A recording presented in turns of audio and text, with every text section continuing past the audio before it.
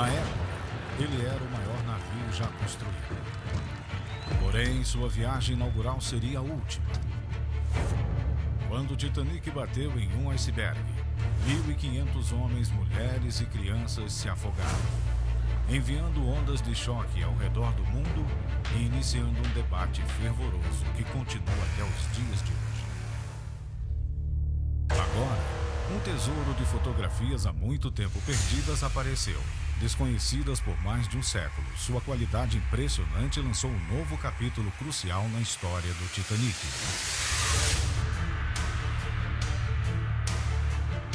O que você descobriu é totalmente inexplicável. Detalhes fascinantes nas imagens provocaram uma investigação por um perito. Veja essa anomalia no casco. Nossa, isso é completamente inédito. E revelou a crise que se desenrolou sob conversa quando o Titanic zarpou, que fugiu ao controle e levou o navio ao desastre. Jogaram com a sorte? Sim. Após um século de especulação, a história completa por trás do naufrágio do Titanic agora pode ser finalmente contada.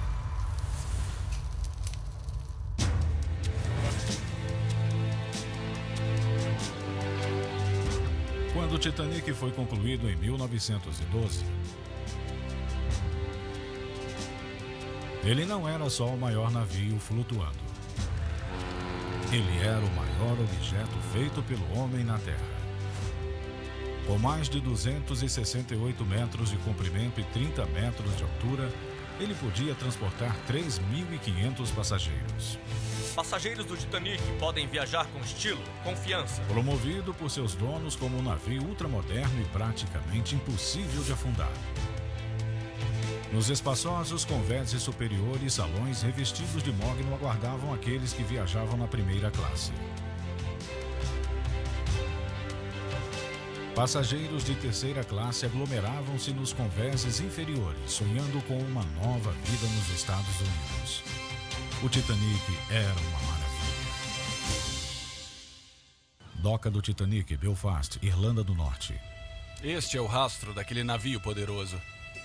Aqui vemos o comprimento de 4 quarteirões. E quando olhamos ao redor desta doca, podemos imaginar que a linha de flutuação era da altura deste cais. Forjado aqui nas docas de Belfast, como um símbolo invencível da indústria britânica, o Titanic se tornou, em vez disso, o sinônimo de catástrofe. E é extraordinário, mesmo agora, um século depois, de pensar que algo tão grande, tão imenso, pudesse afundar no meio do Atlântico Norte. O jornalista irlandês Senan Moloney passou 30 anos pesquisando o desastre. Ele acredita que a verdadeira história é mais profunda do que uma colisão com um iceberg. Há aspectos dessa incrível saga que nunca foram adequadamente explicados. Por que o Titanic estava indo tão rápido quando tinha sido advertido diversas vezes sobre um campo de gelo em seu caminho? Por que ele não parou? Por que não desviou? Perguntas gerais do tipo: como um navio impossível de afundar conseguiu afundar em poucas horas? O Titanic foi construído para sobreviver a um desastre, como uma colisão no mar. E inicialmente, depois da colisão com o iceberg, parecia que seu design o manteria à tona até o dia seguinte. O arquiteto naval do Titanic, Thomas Andrews, estava a bordo e, depois de inspecionar os danos, Senhoras e senhores, ele estava confiante de que a estrutura interna do navio manteria a água fora dele. ele não vai afundar. Mas apenas 2 horas depois, o navio inexplicavelmente mergulhou sob as ondas. Foi só o iceberg que causou o desastre ou haveria outro culpado? As respostas foram certamente perdidas com o navio. Ou era o que todos pensavam.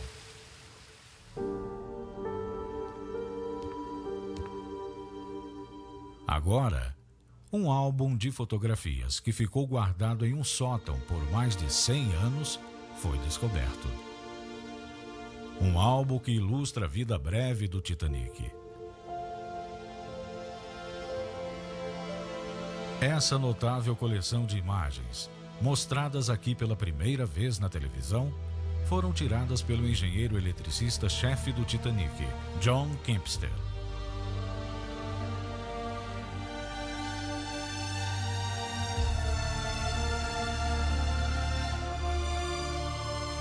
E utilizando um processo gráfico totalmente novo, as imagens em 2D do Titanic agora podem ser trazidas à vida, coloridas e tridimensionais.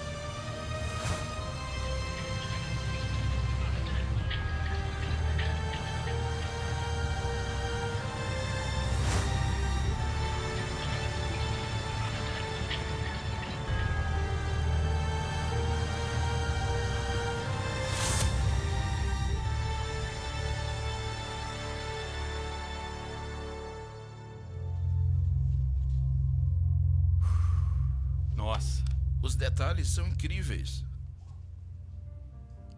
O álbum foi encontrado numa casa de leilões pelo colaborador de anos de cena, o perito do Titanic, Steve Raffield.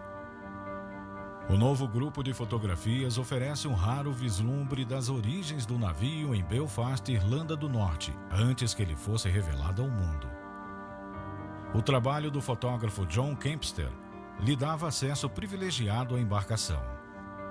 Digo, isso é fantástico. Para a história do Titanic, é o equivalente à tumba do rei Tutankhamon, não é? E tem as fotos de seu lançamento. É claro que são certamente uma das preciosidades de toda a coleção. As fotografias capturam o momento em que o Titanic foi lançado na água em uma impressionante sequência de imagens. E eu adorei que ele colocou uma anotação em cada fotografia. Indo, foi.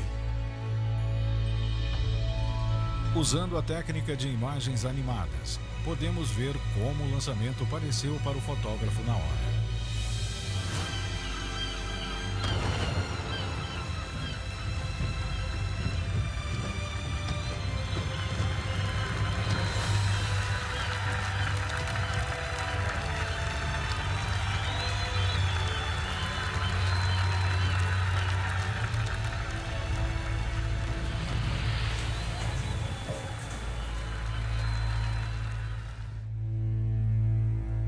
Mas essas fotografias não capturaram só um momento único no tempo. Elas revelam algo mais. Eu continuei virando as páginas e não estava realmente preparado para o que eu estava prestes a ver. Porque quando cheguei nessa sessão, vi o que achei ser uma marca muito estranha no casco do Titanic. E está bem aqui. Nossa. Ela me pareceu bastante estranha. Achei que pudesse ser um reflexo da água. Mas, ao olhar para a foto mais detalhadamente, percebi que não poderia ser. Porque a foto seguinte, depois dessa, mostra a mesma marca diagonal preta. Mas o navio está num ângulo diferente. Ele se moveu, viu? Isso é importantíssimo. Nessas duas fotografias, o ângulo da câmera e a posição mudaram significativamente. Mas a marca misteriosa de mais de 10 metros de comprimento ainda estava lá.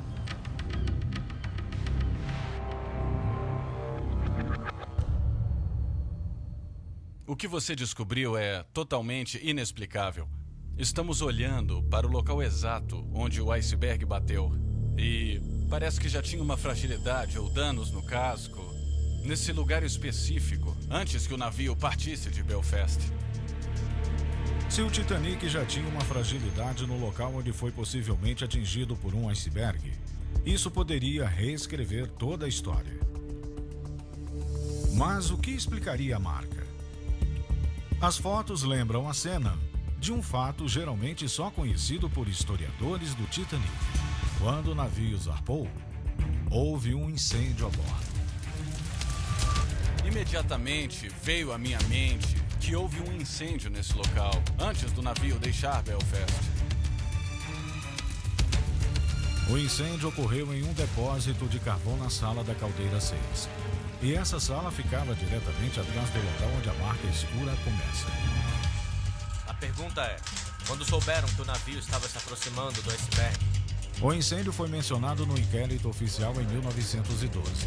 Tripulantes sobreviventes revelaram a explosão quando foram questionados para darem seus testemunhos. Havia algo errado? Sim. Um incêndio na caldeira. Mas o juiz que presidiu o inquérito descartou-o como um fator no desastre. Mas por que isso seria relevante para o inquérito? As novas provas fotográficas fazem Senan investigar as testemunhas oculares a bordo.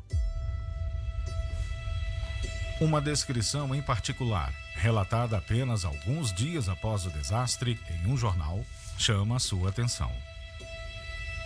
Eu encontrei um artigo de John Dealey, um bombeiro. Ele não foi levado para testemunhar em Londres. Na verdade, ele falou no cais com o jornalista e disse que era o oposto de irrelevante, que o incêndio no Titanic era muito importante. Qual era o seu trabalho no Titanic? Meu único dever era combater as chamas junto com os outros 11 bombeiros. John Dealey era um dos bombeiros e foguistas trabalhando nas caldeiras do Titanic. John descreve um incêndio grave num dos enormes depósitos de carvão do navio. Ele foi descoberto no dia em que o Titanic se preparava para ir de Belfast para Southampton e começar sua viagem inaugural. O procedimento para incêndios nas caldeiras era o de tirar o carvão em chamas antes que o fogo se alastrasse. Mas o Titanic era o maior navio já construído e suas caldeiras tinham a altura de 3 andares. Não fizemos nenhum progresso contra o fogo. Alguns dos foguistas mais durões com quem já trabalhei estavam preocupados. Então, o incêndio não parou? Não, senhor. Está ficando pior, é um fogo intenso. Os passageiros sabiam? Não. Não falem sobre isso com os passageiros, nem com ninguém. Sim, senhor. Então, quando apagaram o fogo? Nunca apagamos. Desde o dia em que navegamos, o Titanic estava pegando fogo.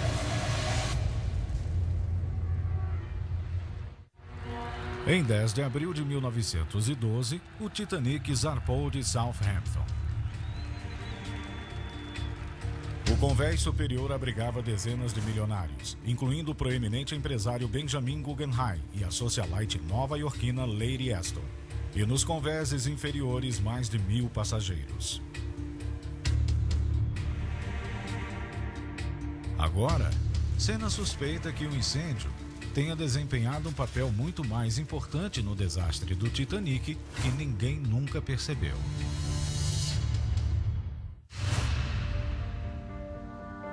O jornalista irlandês Senna Moloney está investigando se um incêndio num depósito de carvão a bordo do Titanic foi grave o bastante para ter contribuído no naufrágio do navio.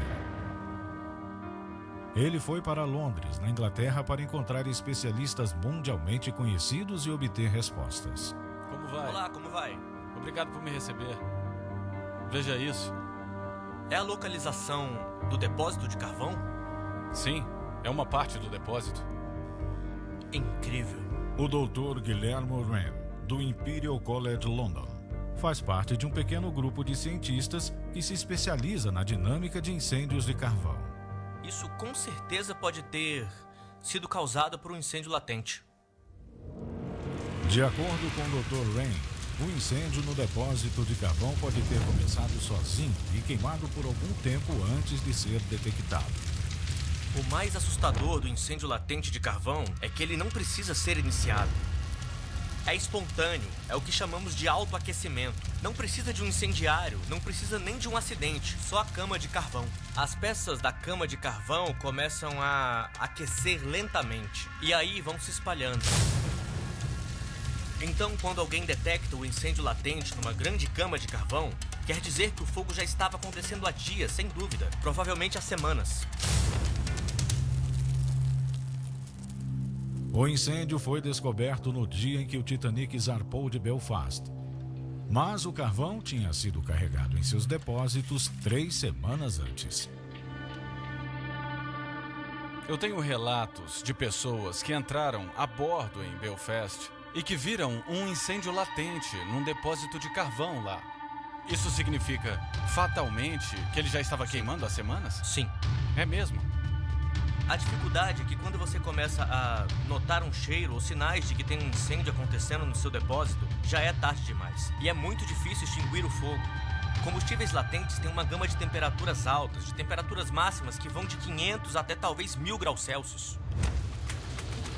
Queimando a mais de 980 graus Celsius. Esse incêndio acidental poderia explicar a marca escura nas fotos.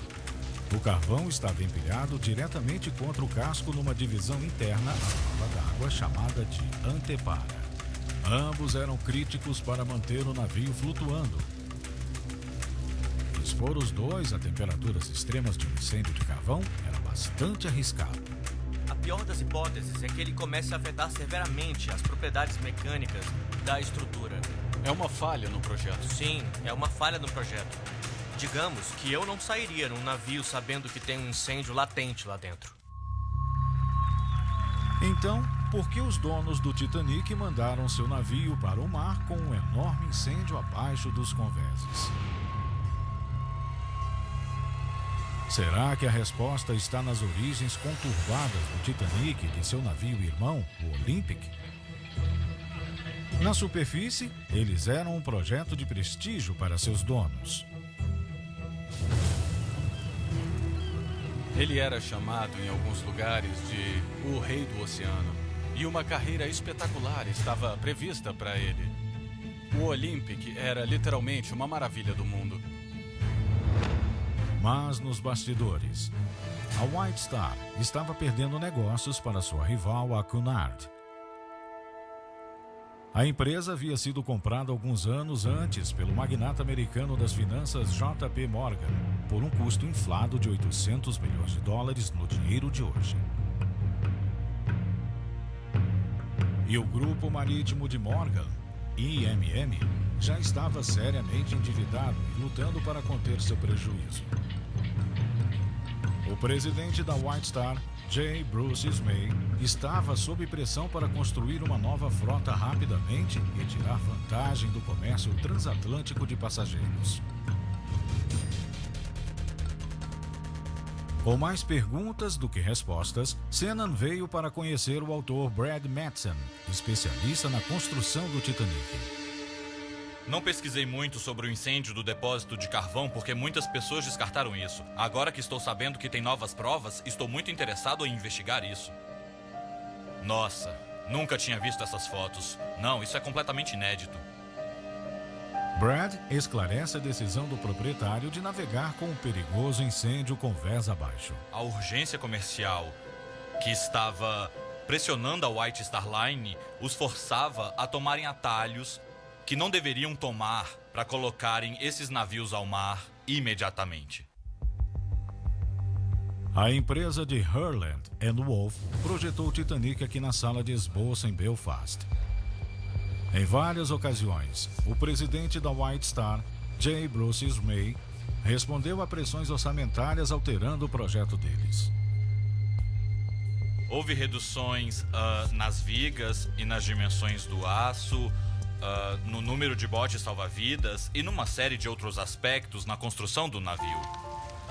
Para garantir a... De acordo com Brad Matson, sua pesquisa nos arquivos de Hurland & Wolff revelaram que o arquiteto-chefe Thomas Andrews foi forçado a cortar o número de botes salva-vidas pela metade e a reduzir a largura do chapeamento de aço do casco.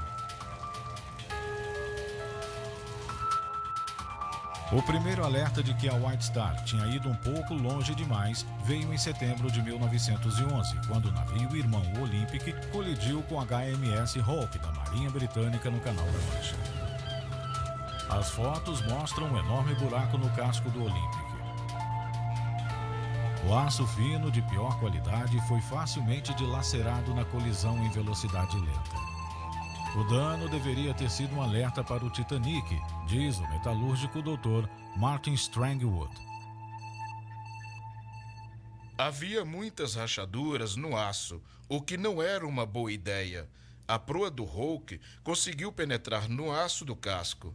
E se, como engenheiro, na época, você visse essas fotos, veria que o aço poderia falhar no impacto. Curiosamente, o Dr. Strangwood também diz que esse aço impuro e inferior também não tolera bem a exposição ao calor extremo. O aço deve ser resistente aos efeitos de um incêndio, tanto quanto possível. Então, você quer ter o aço mais puro.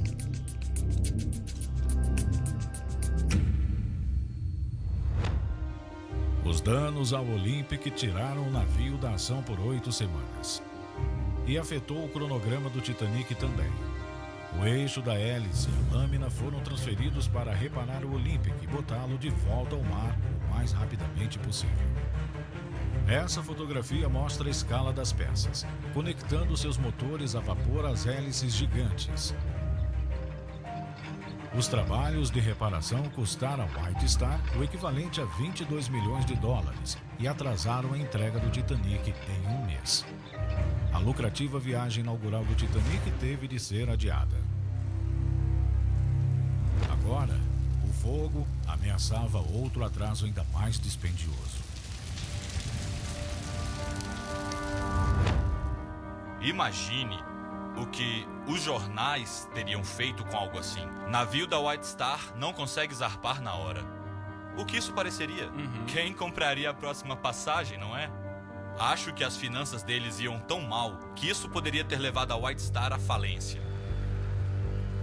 Quantas pessoas teriam saído se eles dissessem: bem, pessoal, tem um incêndio lá embaixo. Acho que eu teria saído daquele navio. Eles estavam tomando decisões perigosas, presumindo que tudo daria certo. Aquele navio ia zarpar, não importava como. É isso mesmo. O Titanic avançou seu cronograma. Ele deu uma breve parada em Queenstown, na Irlanda, antes de seguir rumo oeste em direção aos Estados Unidos. Os passageiros estavam completamente alheios de que debaixo de seus pés o fogo àquela altura era tão intenso que colocava em perigo a estrutura de aço do navio.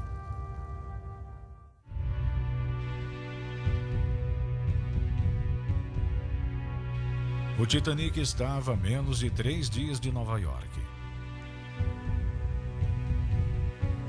Esse era um dos salões da primeira classe do Titanic. Só os passageiros mais ricos podiam apreciar esses salões luxuosos. Mas enquanto os hóspedes apreciavam o novo navio, na ponte de comando, o capitão Edward Smith e o presidente da White Star, J. Bruce Ismay, recebiam alertas pelo telégrafo sem fio de que icebergs estavam à deriva na direção do Titanic. Nenhum deles tomou qualquer ação evasiva. E o navio não tinha botes salva-vidas suficientes para todos a bordo. De acordo com J. Bruce, as anteparas estanques internas tornavam o navio seu próprio bote salva-vidas e praticamente impossível de afundar. Ele acreditava que o navio ficaria à tona tempo suficiente para a ajuda chegar. A fé dos passageiros em suas promessas seria cruelmente traída. Pouco antes da meia-noite, em 14 de abril de 1912, o Titanic colidiu com um iceberg a todo vapor.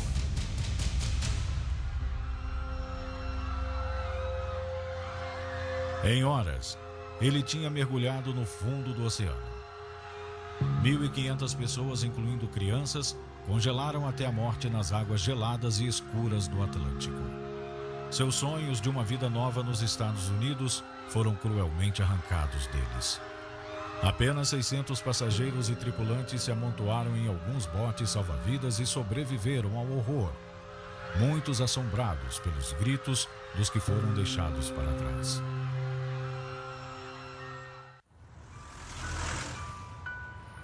Após o naufrágio do Titanic, o governo britânico foi pressionado a fazer um inquérito.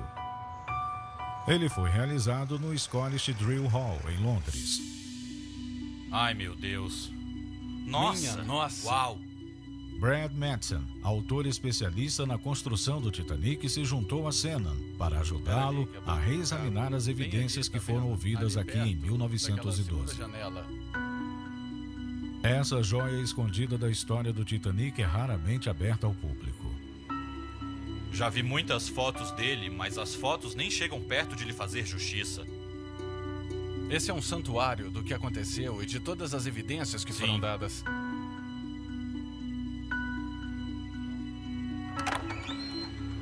Nossa. Não é incrível? O inquérito foi supervisionado pelo juiz Lord Mersey e mais de 100 pessoas foram chamadas a depor. Algumas delas eram os executivos da companhia naval.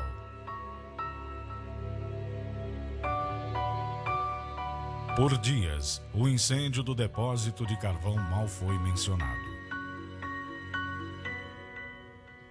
Mas então, após ter seu pedido negado 2 vezes, Thomas Lewis ganhou o direito de questionar seus homens.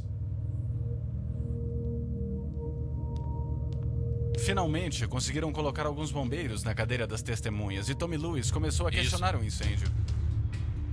O primeiro sobrevivente interrogado era um membro substituto da tripulação que embarcou em Southampton, Charles Hendrickson. Charles revelou imediatamente que um incêndio no mar nessa escala era um evento excepcional. Eles perguntaram ao Charles: E quando foi a última vez que viu um incêndio num depósito de carvão? Eu nunca vi um antes. Foi sugerido que incêndios em depósitos de carvão são uma ocorrência comum. Mas você está há 5 anos na White Star Line e nunca viu um incêndio em um? Não. O depósito guardava mais de 100 toneladas de carvão, acessíveis por 2 escotilhas. A única maneira de lidar com o fogo era jogando carvão ardente nas fornalhas do motor. 3 dias de viagem. E Charles e sua equipe ainda estavam catando carvão ardente. Sábado foi a noite do naufrágio. Então o navio estava em chamas até 24 horas antes de atingir o iceberg. Quanto tempo levou para apagar o fogo? O fogo não parou até o carvão terminar. Assim que todo o carvão ardente foi esvaziado, Charles descobriu sinais da temperatura extrema gerada dentro do depósito. Em que condição estava? Você via onde a antepara estava vermelha como fogo? Vermelha como Sim, fogo, pois é. isso é incrível! É. Essa é uma das principais proteções do navio. Certo. E ela está queimando vermelha como fogo, me parece algo muito importante. A parede de aço que recebeu todo o calor do fogo era uma das anteparas principais do Titanic. As anteparas dividem o interior do navio em compartimentos estanques separados. Em caso de abertura no casco, elas evitam que a água inunde todo o navio. Mas os bombeiros no inquérito revelaram que a antepara foi severamente danificada pelo fogo. E ele disse: ela estava amassada. Estava danificada, com certeza? Sim, deformada. Essa é uma área crucial para proteger o navio contra a entrada da água. Isso é incrível. Uma antepara danificada deveria levantar sérias preocupações. Mas, surpreendentemente, o dano dentro do depósito de carvão esvaziado foi apenas encoberto. Eu apenas varri, peguei um pouco de óleo preto e passei. Para dar uma aparência mais normal. Sim. O que será que os controladores do navio, os oficiais superiores, estavam pensando? Apesar dessas revelações durante o inquérito, Lord Mersey parecia desinteressado no incêndio e ansioso para prosseguir. Mersey era um conhecido do presidente da White Star, J. Bruce Ismay, e tinha conexões com a indústria naval. O comissário Lord Mersey não queria saber. Certo. Ele interrompia o tempo todo E encerrava sempre que eles tentavam desenvolver a história do incêndio para ver no que ia dar. Nós vamos nos limitar aos problemas realmente sérios desse inquérito. O incêndio no depósito não tem nada a ver com isso. Essa é uma informação fenomenal. E o Mersey não queria ouvir nada sobre isso.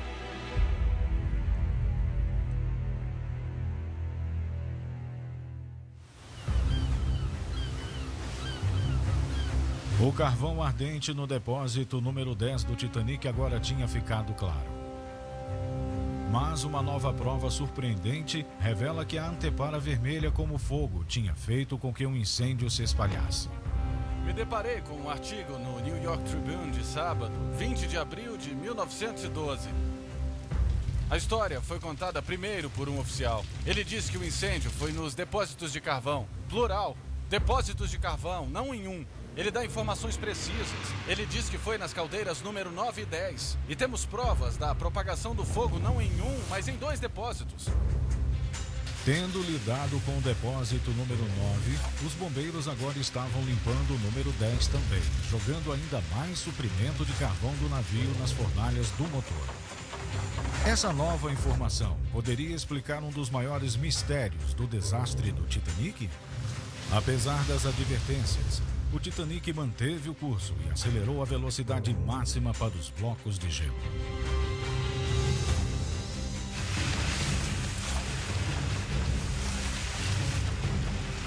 Por muito tempo se achava que o Titanic estava tentando bater um recorde de travessia transatlântica. O navio simplesmente não era rápido o suficiente para fazer o melhor tempo. Então, por que ele chegou à velocidade máxima? O incêndio que se alastrava, fazendo com que centenas de toneladas de carvão ardente fossem lançadas em suas fornalhas, finalmente poderia explicar o mistério. Essa quantidade enorme de carvão tinha sido jogada nas fornalhas mais rápido do que eles gostariam. Essa é a força de propulsão que impulsiona um navio. Ele agora estava a 22 nós e meio, correndo para o seu destino.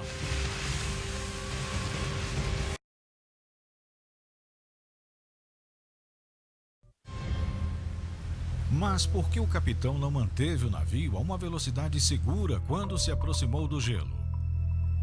Devido a um fator que pode ter sido negligenciado. O Reino Unido estava no meio de uma greve de mineiros e o Titanic só tinha levado combustível suficiente para chegar a Nova York. O fogo já tinha queimado parte de sua reserva e perder o ritmo teria desperdiçado mais de seu escasso suprimento. Bem, se ele diminuísse a velocidade quando fosse acelerar novamente, aumentaria o consumo de carvão. E se tivesse escasso, ele acabaria. A dias de distância do seu destino, o Titanic não tinha as reservas de carvão para fazer nada mais além de manter a velocidade e seu trajeto. Isso faz sentido. Parece ser uma sequência lógica. Isso é algo relevante que afetou o desempenho do navio. Acho que você provocou outro incêndio nessa investigação.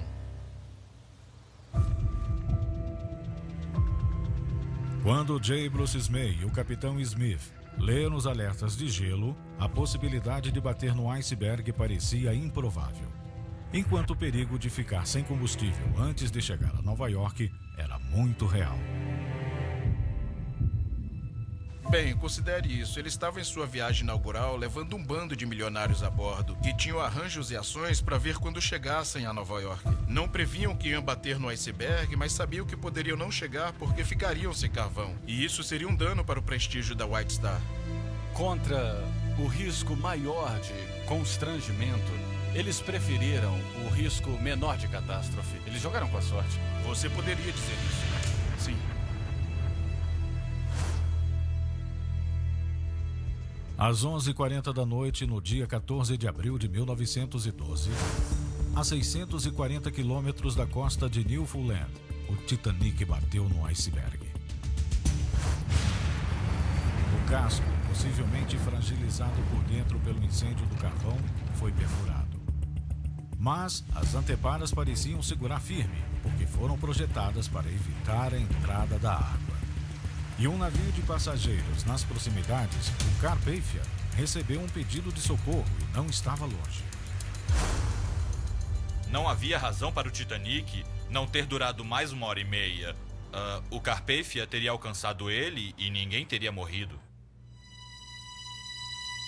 De acordo com uma testemunha ocular, após inspecionar os danos do gelo no casco, o arquiteto do navio, Thomas Andrews, estava totalmente confiante. Eu garanto a vocês que se as anteparas segurarem, ele não vai afundar. O que Thomas talvez não soubesse é que uma antepara essencial tinha sido gravemente danificada pelo fogo e encoberta. E agora, mergulhado nas transcrições do inquérito americano, Senna acredita ter encontrado o último evento que provocou o naufrágio repentino do navio. O inquérito americano foi brilhante, naquela onda de entusiasmo inicial, ao extrair algumas respostas-chaves. Fred Barrett, sobrevivente e bombeiro-chefe, combateu o fogo do depósito de carvão e estava na sala da caldeira número 6, no momento em que o navio bateu no iceberg. Então você estava de serviço na noite do acidente? Sim, na caldeira 6. Houve uma batida e a água entrou direto pela lateral do navio. E aí eu pulei para a próxima caldeira, número 5. Conforme a água do mar inundava, ele se refugiou atrás da antepara deformada pelo fogo. Então, cerca de 2 horas após a colisão, Fred disse que a situação mudou drasticamente.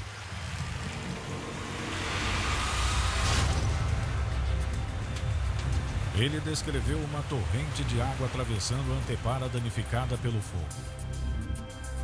Eu vi uma onda de espuma verde passando por entre as caldeiras. Pulei para a escada de incêndio. O bombeiro Fred Barrett conseguiu subir para o convés e entrar num bote salva-vidas na hora certa.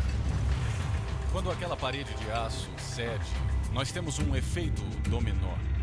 E é essa falha crítica que dá vantagem ao oceano.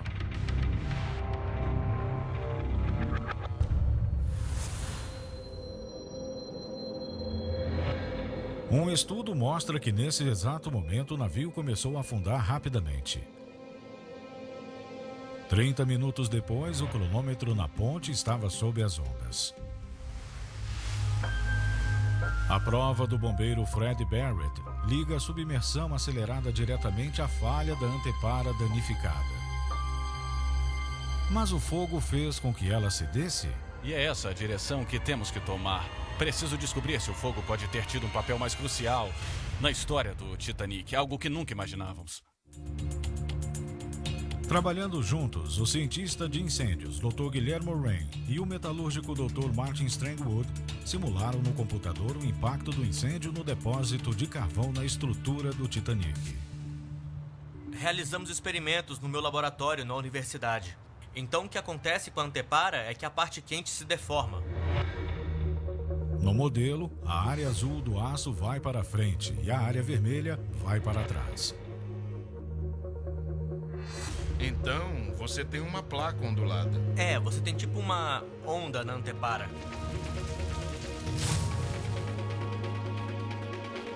Isso pode, finalmente, explicar a marca escura nas fotos. A sombra de uma fileira de chapas do casco deformadas e explicar os danos na antepara. Essa parte fica pra fora e essa pra dentro. Nem o Dr. Rain, nem o Dr. Strangwood sabem das provas da testemunha ocular. Olha ali e ali. Mas, incrivelmente, sua simulação independente se correlaciona exatamente com o testemunho do bombeiro do Titanic, Fred Barrett. É totalmente incrível, senhores, porque isto aqui vai lhes dizer o que foi dito em 1912, exatamente nessa sessão da qual estamos falando. O fundo do compartimento estanque foi amassado para trás e a outra parte amassada para frente. Isso é precisamente o que nós prevíamos. A relação entre o relato da testemunha ocular e a simulação reforça sua precisão e as suas conclusões. O incêndio no depósito de carvão foi grande o bastante para chegar a quase 1000 graus Celsius. E essa temperatura teria tido um efeito catastrófico no aço da antepara, reduzindo sua integridade estrutural em 75%. Então, se você tem um acúmulo gradual de água, a pressão sobre o aço é alta o bastante para causar uma rachadura. E aí a fragilidade do aço faz com que a rachadura aumente de forma catastrófica. Nossa, passou por ela. Isso é incrível.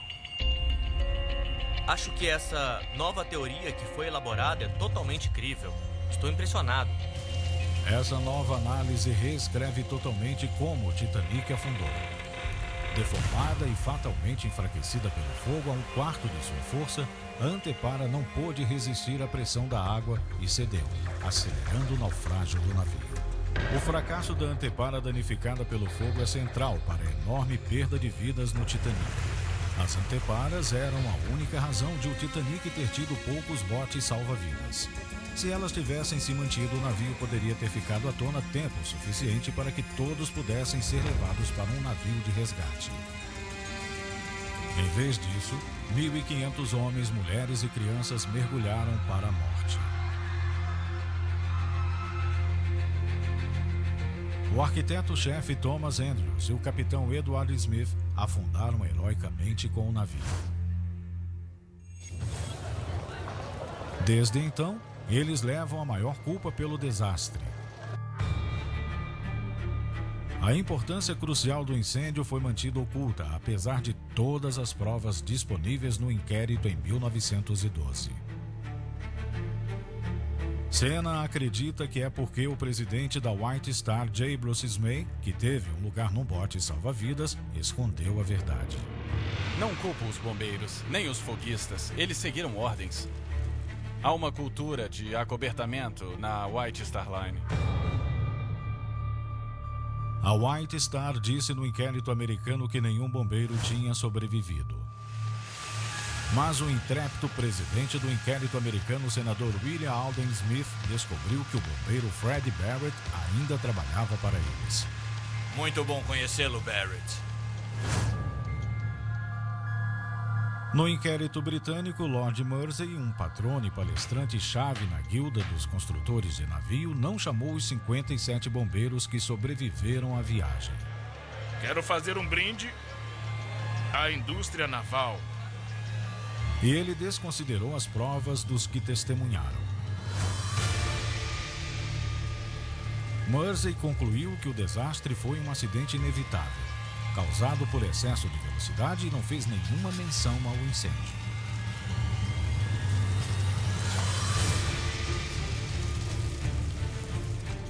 Levou 105 anos, mas a investigação de Senna Moloney, com a história completa, foi finalmente revelada.